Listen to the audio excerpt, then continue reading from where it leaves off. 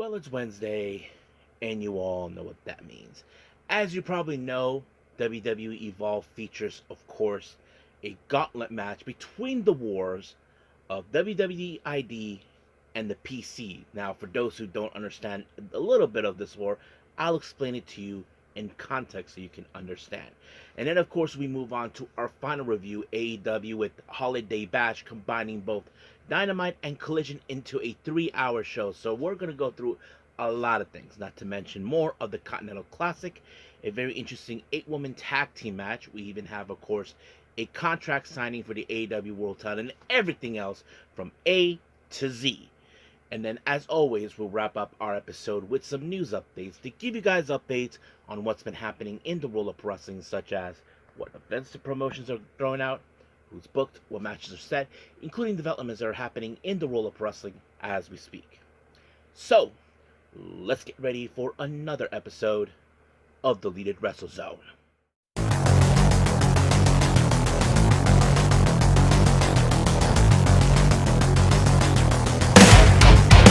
Are you ready? Get up, get up! Get up, get up! Get up, get up! Get up, get up! Get up, get up! Get up, get up! Hey everyone, welcome to Deleted Wrestle Zone, all things that is pro wrestling with AEW, NXT, New Japan Pro Wrestling, TNA, the National Wrestling Alliance, various promotions, wrestlers, matches, and championships. I am your host, J-Rod here. So, if you are new to the channel, welcome. This is a channel we do a lot of pro wrestling reviews from various promotions, not only here in the United States, but also in Japan, Mexico, Canada, Europe, the UK. In the world of pro wrestling is not as big, but it continues to grow. We also, of course, do discussion videos, talk about various topics such as the wrestlers themselves, the promotions, factions, storylines, whatever we want to talk about. We also, of course, do more news updates. If certain information has been unable to be on this episode, we can either put it on the next one or on a separate video by itself. We also, of course, do real-time news updates to keep you guys on alert if something has happened in the world of wrestling that needs to be addressed ASAP. We also, of course, got the Nagisa Watch and various other cool wrestling content as well. So if you like what you see, please subscribe to us or click on that subscribe button. You'll be getting a lot of daily reviews and other cool wrestling content as well.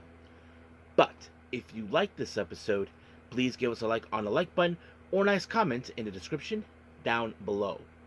Now, enough of the jibber jabbers. Let's begin with our very first review, and this one is from WWE Evolve.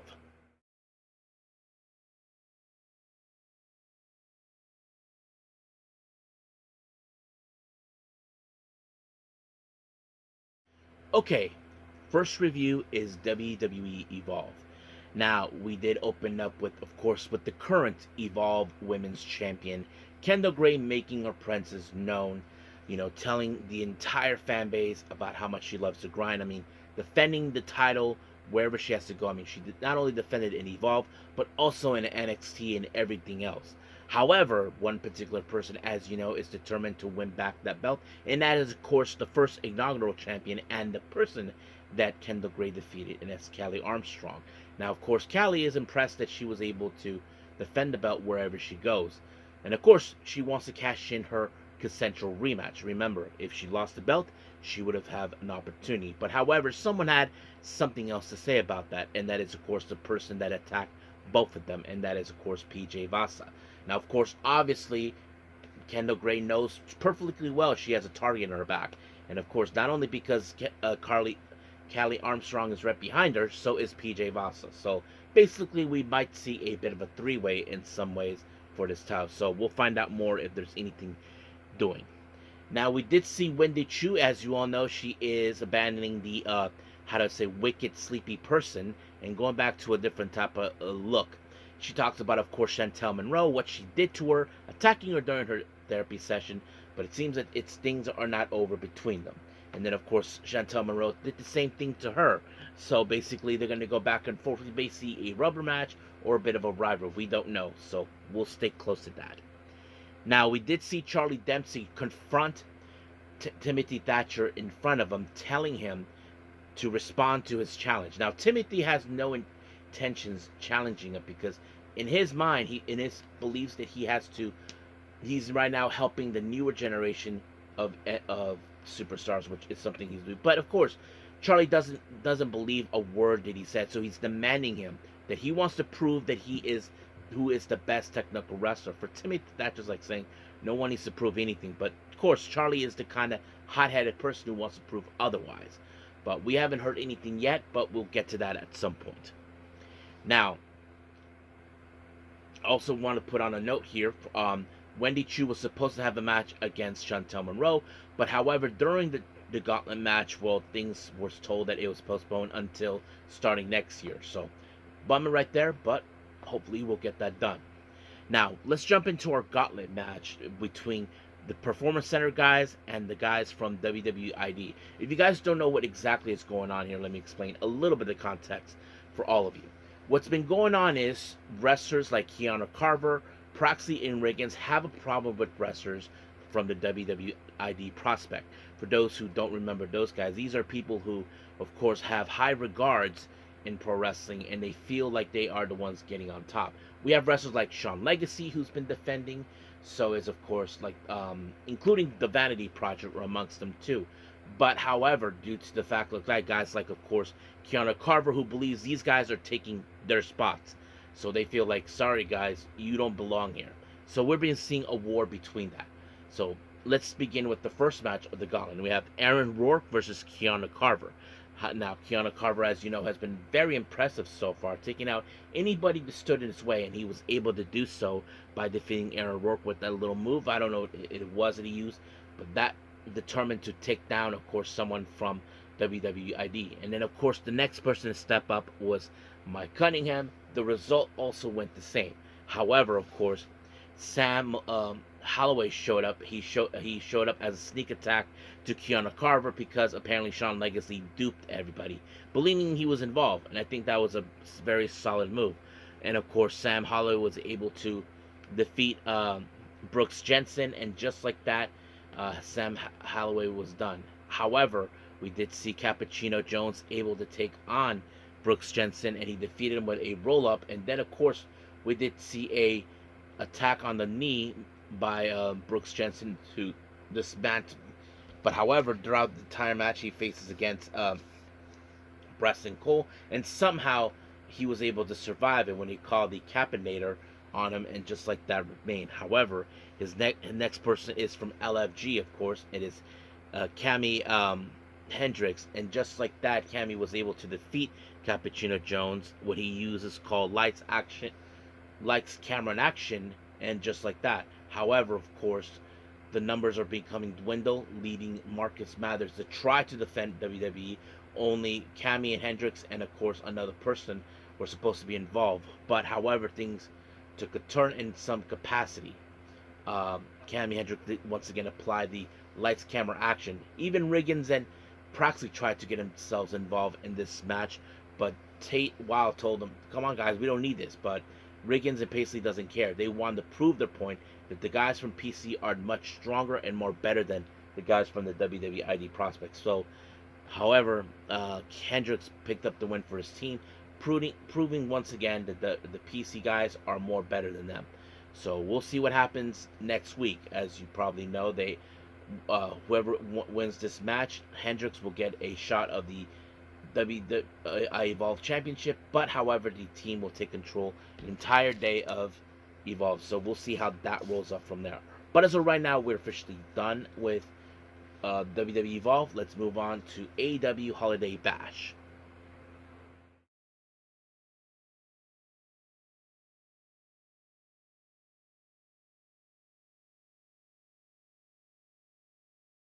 Right, so AEW Dynamite / Collision Holiday Bash, actually. So as you probably know, it's a 3-hour show. So we opened up with a Blue League, no, Gold League, I think, of the Continental Classic.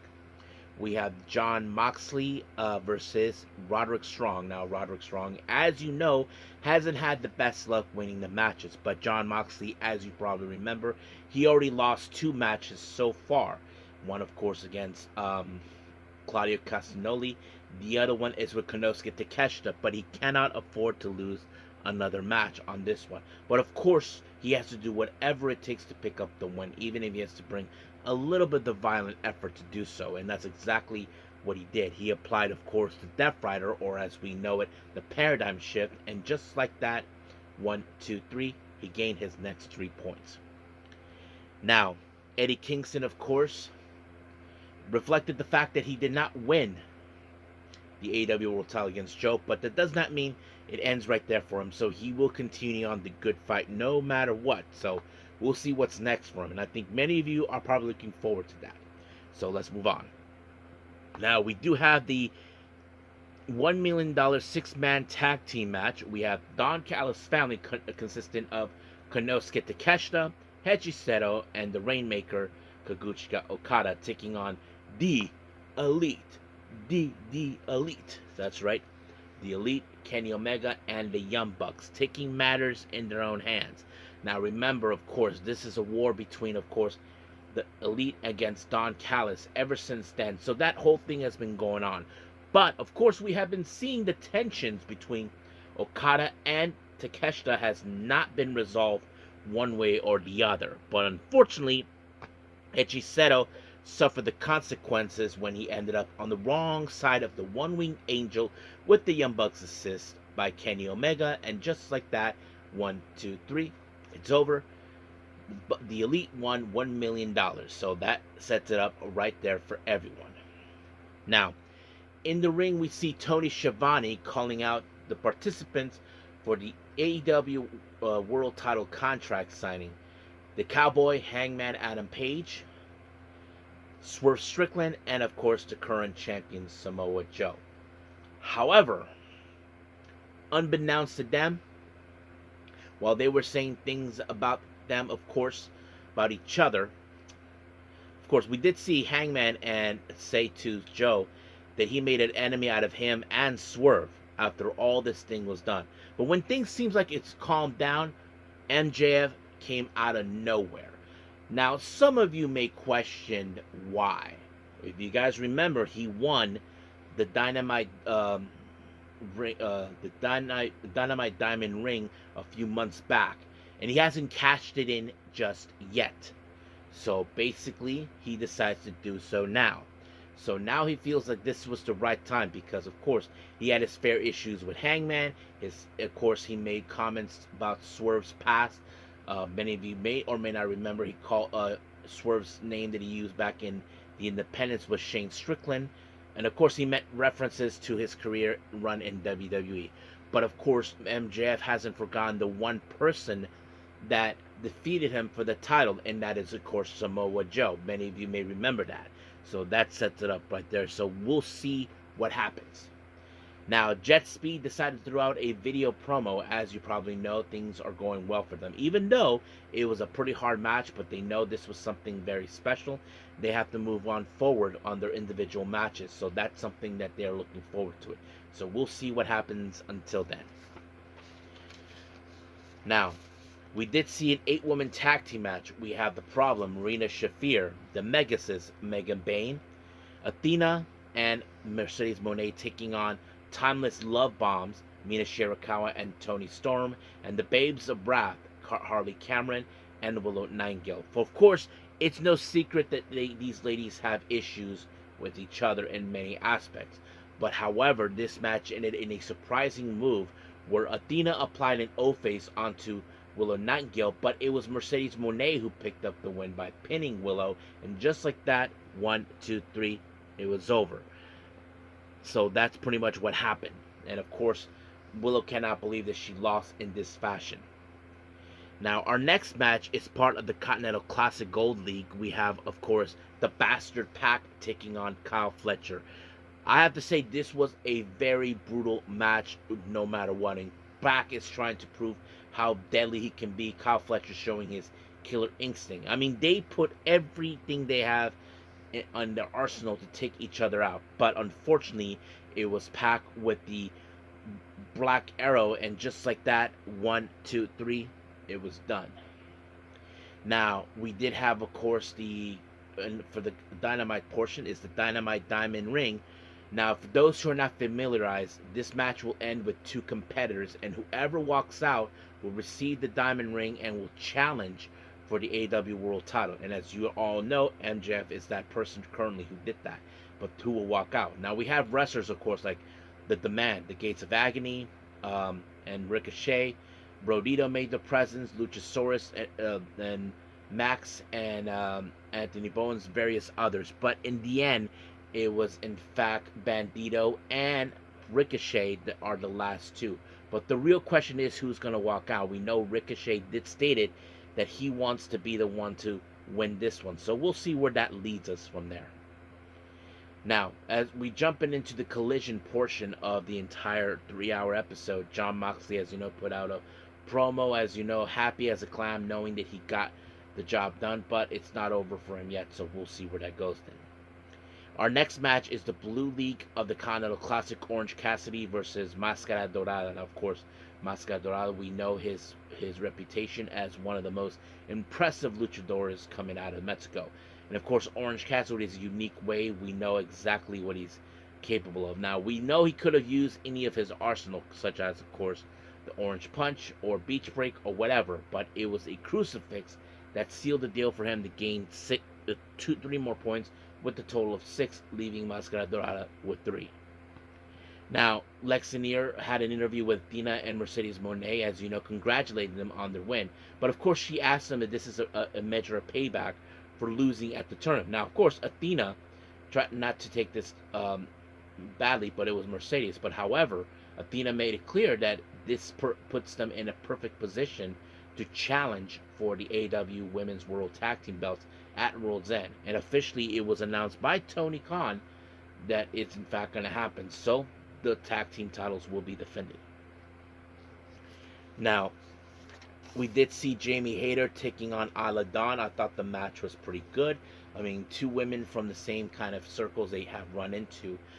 But of course, Jamie Hayter is, of course, the most dominant person. She was able to defeat Isla Dawn with the Haterade, and just like that, 1, 2, 3, it was over.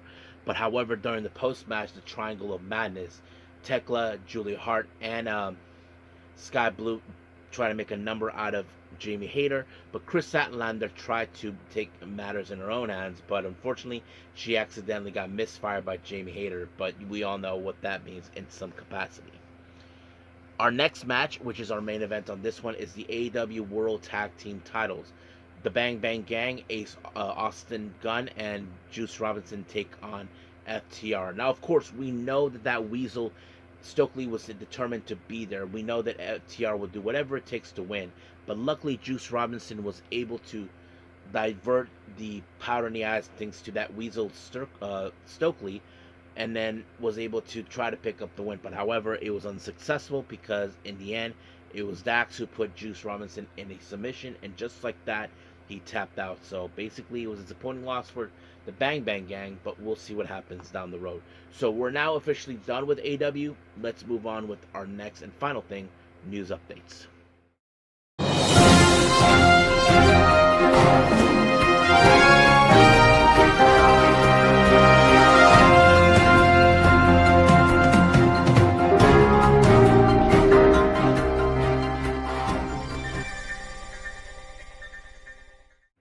Okay, so welcome to our news update. So let's begin as always with upcoming events, starting with the GCW stuff.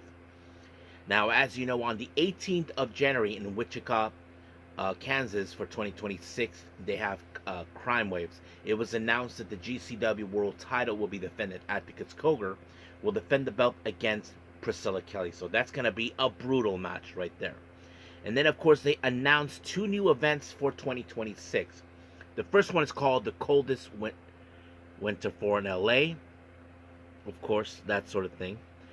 We do that will happen on the 24th of February.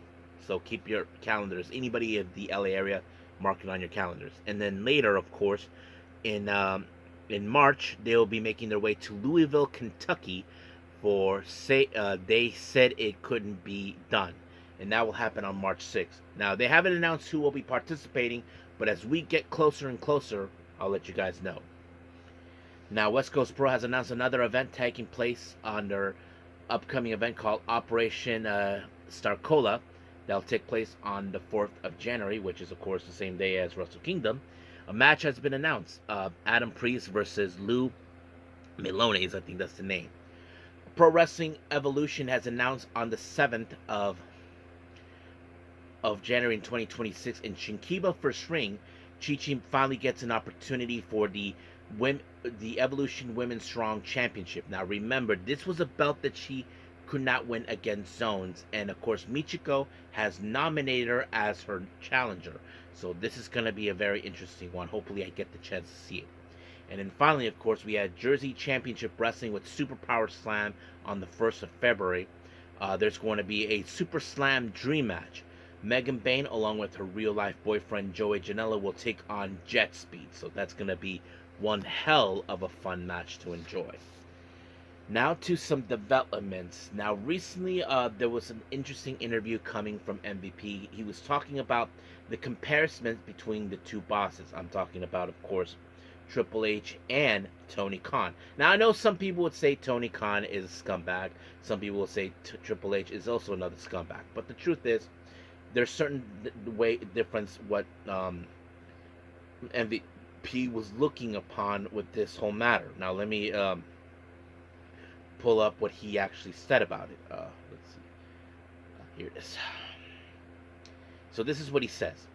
I'm grateful to Tony Khan for giving the Hurt Syndicate an opportunity to come across the street to finish our run, finishing our story, because I don't think anybody that would disagree that the Hurt business was disbanded in it way too soon. I mean, we all could agree it was way too soon.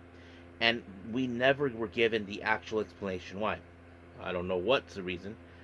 Tony has a vision that he wants, but he works with the talent that allows a lot more input from the talent into creative the path it's going to happen. Whereas the nose, Triple H, he's a little bit more dictatorial, emphasis on Dick.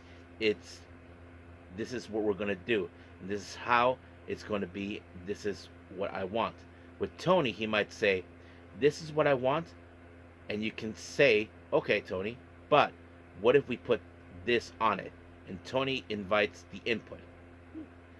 Whereas the guy Triple H, there's only a handful of people I say were allowed to have that kind of input, but you can debate whether it's good or bad. I'm just going to be blunt. I think Tony is better human being, better person all around than this guy Triple H, and that is definitely a better person to work for, and much better working environment. Now, of course, we all heard how Tony Khan is. If you guys remember, I mentioned about Roosh when the reason he signed a brand new deal, what was it, a year ago with AEW, was because Tony Khan, as you many know, Roosh took some time off to be with his wife, who was about to give birth to, of course, to their daughter. And of course, Tony Khan called them, but not about returning to work. He was asking him, how is everything? How is his wife? How his son? How his newborn daughter is? And to Roosh, he felt very touched that Tony Khan didn't call him, for work. He just said, I like a boss who asks how's my family. And that's a good thing. And I think people can say about that when you have a boss who is that type of person. And of course, Tony Khan, when he wants to say something, and of course he throws in when someone tells him, what if we go this way and see how it goes? And Tony is there to listen. And that's what MVP is saying. He feels that Triple H is all about what he wants. But Tony Khan gives a bit more leeway, saying, okay, let's try it, see how that works. So that's what the difference are.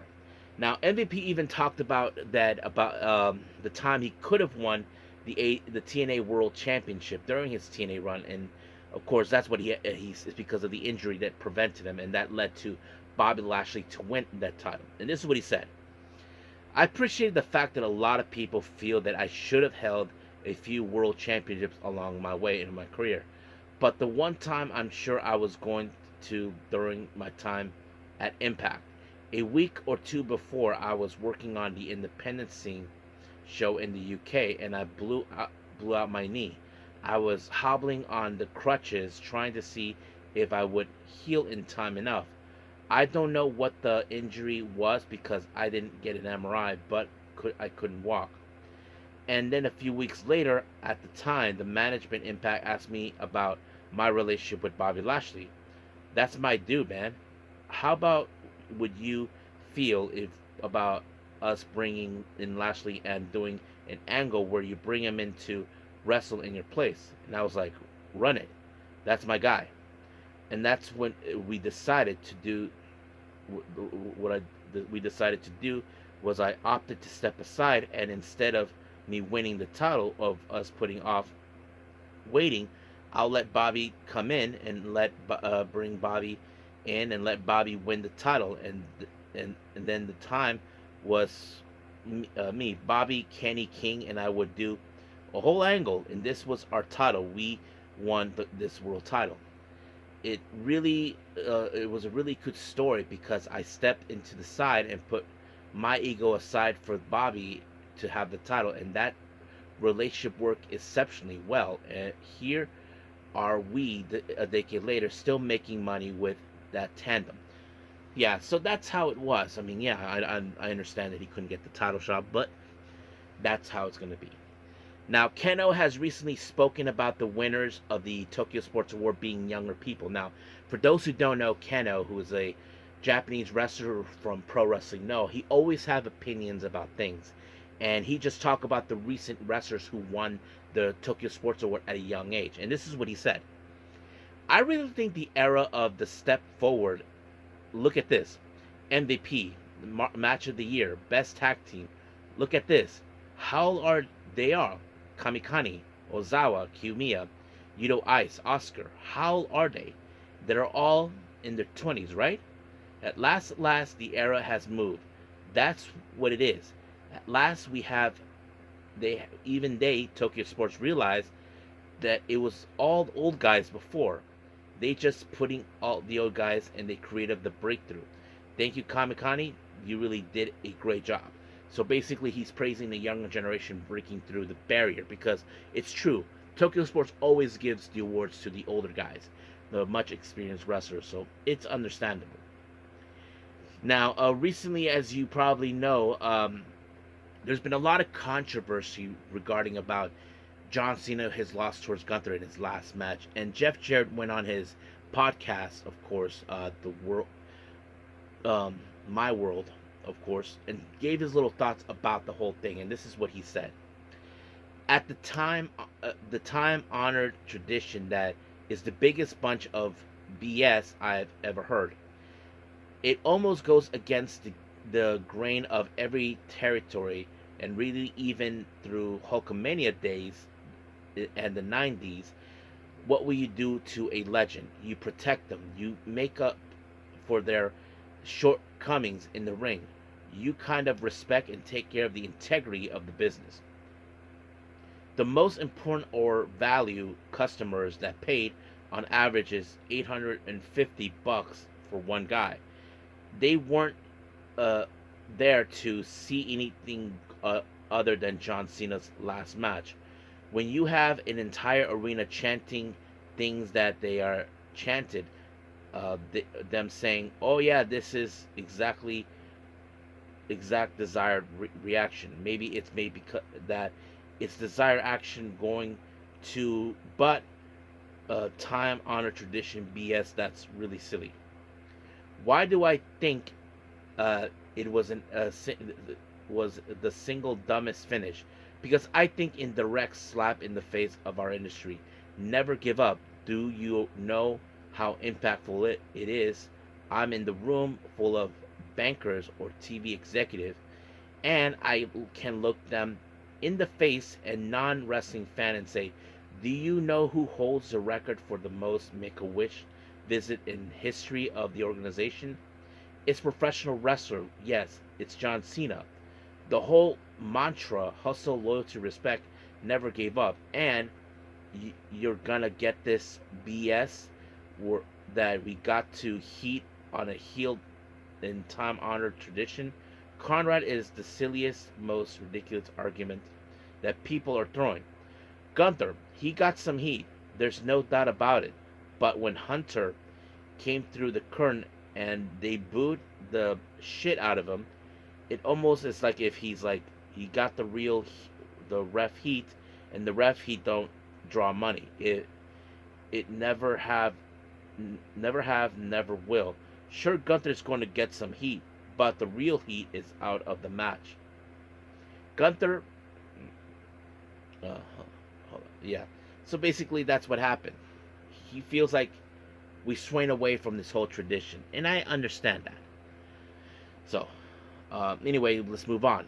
Many of you know, as I mentioned, the Tokyo Sports Award. Kenta Kobashi said that since he's a member of the board of the committee involving the Tokyo Sports Awards, he felt that Sareee should be nominated for the MVP award. And this is what he said: "It would have been strange to have her nominated for the MVP as well. Women taking MVP and 3 awards is the beginning of a new era. The world's women's pro wrestling is going to get even more interesting." So yeah, he feels like Sareee should have been nominated, but now he sees that things are looking well. I mean, women are now winning the much bigger awards in Tokyo sports. Many of you may know I mentioned this. Nagisa Tachibana from Marigold was out for a while due to a not doing so well, but she just recently put on her X account this: "Went to practice for the first time in 3 weeks. I really felt from the bottom of my heart that pro wrestling is so much fun. After being able to pro wrestling is pure happiness, deepest gratitude. Gonna keep advancing steadily, one step at a time." That's good for you. Now, many of you may remember recently RJ City, who did this show, Hey or whatever, on AEW's YouTube channel. Well, he just explained what was the real situation with the whole show that he started. And this is what he says: "I think I just ran into the ground and said, well, I think we reached our destination. We did 4 years. We did 165 episodes, and I said in the episode we were down to nose and a-holes. I don't know if you're familiarized with this, but it's very hard to get guests. But I'm like, I don't know if I want to have people on it again. I don't know if I want to do a second Eddie Kingston one. The people are like, it's not good as the first. And I've gotten older, and I realize it's good to be sad about things. It's good to end something and be sad about it and go. That's good, and ends with a while it was good." So yeah, so he felt it was time to end it. So it's understandable. So we'll see how things roll for him. But as of right now, let's call it a day. Well, I hope everybody enjoys this episode. Coming up, we are going to be reviewing Ring of Honor. We're going to see what's going to happen since. And of course, we got TNA. As you probably can guess, TNA are dealing with the mess coming from, of course, NXT. And I'm sure we're going to see NXT talent making the jump to TNA in order to cause more problems. But we'll see how things will roll up after that. And of course, they probably will be aiming for some of the championships they want to take. But we'll see. But until then, I'll see you guys in the next DWZ time. Same DWZ channel. I must bid all of you adieu. So, goodbye. And have a nice day.